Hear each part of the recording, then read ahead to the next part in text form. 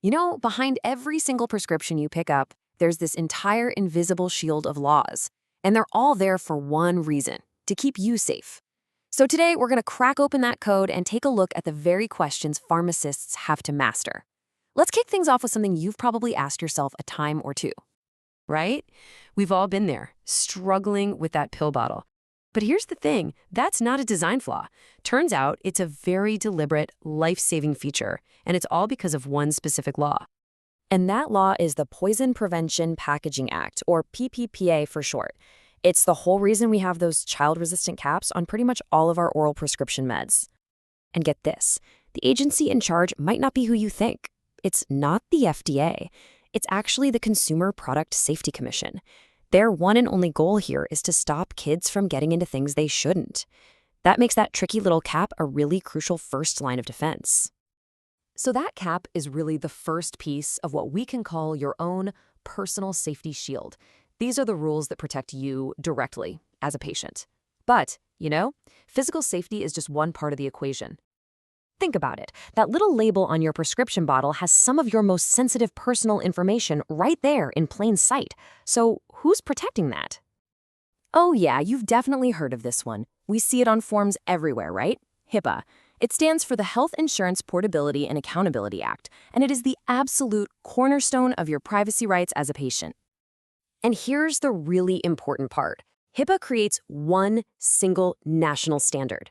It means that it doesn't matter if you go to a pharmacy in California or Maine, the rules for protecting your information are exactly the same. This adds a super powerful layer of privacy to your personal safety shield. All right, so we've got this shield protecting you, the patient. But that's not enough, is it? The shield has to be bigger. It's got to guard the entire drug supply. So let's zoom out and see how that works, beyond just the pharmacy counter.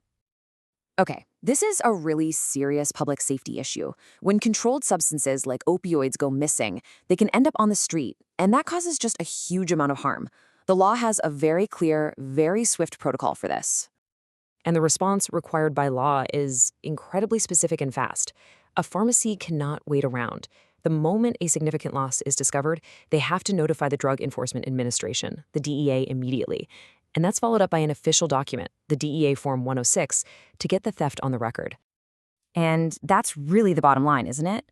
This isn't just about filling out forms. It's a critical tool for accountability and public safety. It's all designed to track these dangerous substances and stop them from fueling addiction and crime. Now, let's switch gears a bit. We've talked about stopping theft, but what about making sure the drugs are good in the first place? I mean, not all drugs come in a neat little package from a giant manufacturer.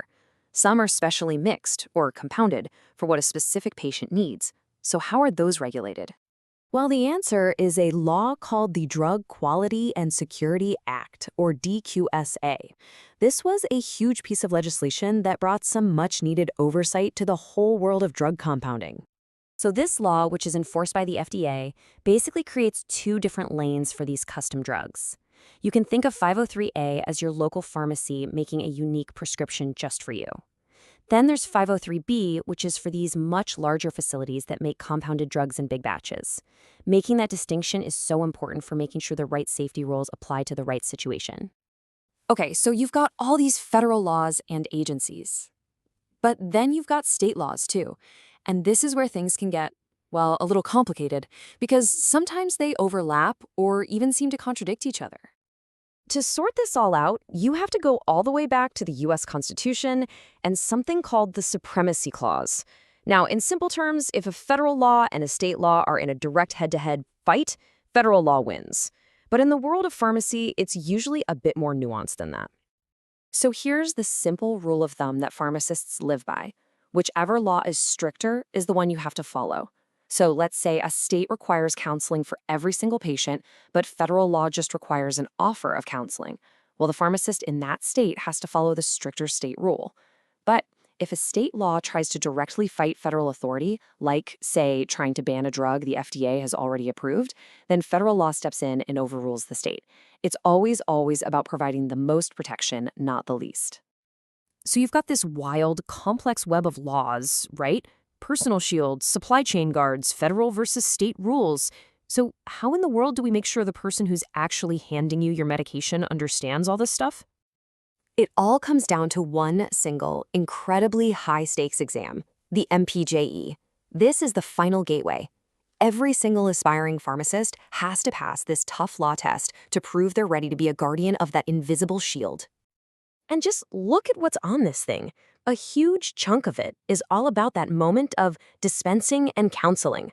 The practical, real-world stuff, like making sure a prescription is valid and that the patient knows exactly how to take it.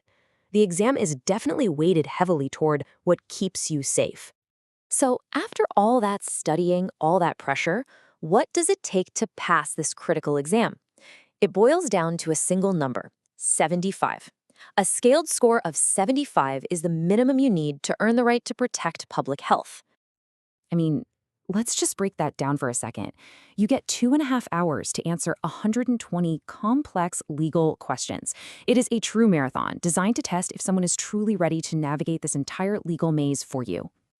So you see, this exam isn't really a trivia night about laws. It's a test of judgment.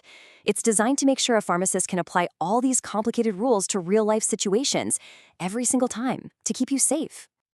So in the end, yeah, this incredible system of laws forms the invisible shield.